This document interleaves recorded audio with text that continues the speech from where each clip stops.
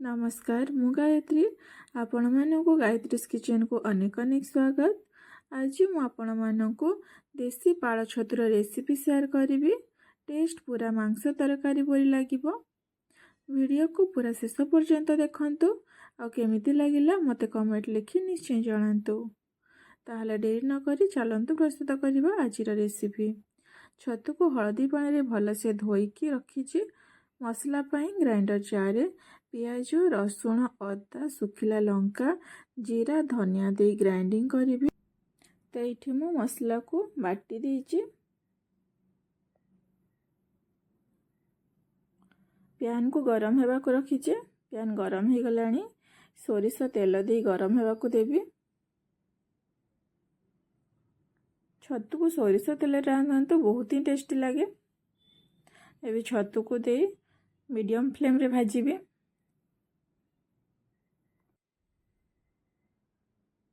छतु भल से भाजी हो गलानी गोटे प्लेट को काढ़ी नेबी। पैन में आउ 2 चामच सोरिष तेल दे गरम हेबा को देबी। तेल गरम होला परे सेथिरे तेजपत्र सुखिला लंका आ कटा पियाज दे पियाज टिके सॉफ्ट हेबा जाय भाजीबे। पियाज सॉफ्ट हो गलानी सेथिरे बटा मसला को दे 2 मिनिट भाजीबे।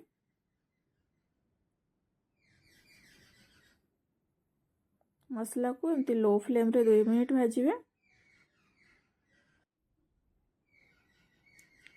मसला 2 मिनिट भाजला परे मसला रो तेल छाड़ी मसला भल से भाजी हो गलानी सेथिरे स्वाद अनुसार लूण हळदी गुंड आ लंका गुंड दे गोळेबे। अल्प पानी देबी नहले मसला पोड़ी जीवो।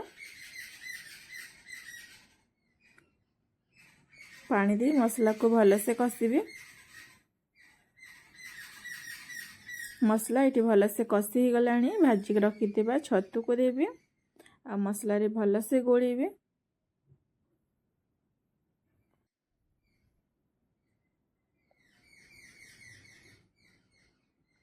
छतु मसला रे भल से गोळे ही जाइए। कवर करके 2 मिनिट को खाया पे देबे। 2 मिनिट पर छतु मसला रे भल से कसी ही जाइए। आपण ये छतु को कषा भी खाई पारिबे बहुत ही टेस्टी लगे। मुठी झोल करिवे सेथि पे हाफ ग्लास पानी दे गोळुचे। छतु रे चिकन मसला और गरम मसला गुंड दे गोळेबे आ गोटे मिनिट फुटिया पे देबे।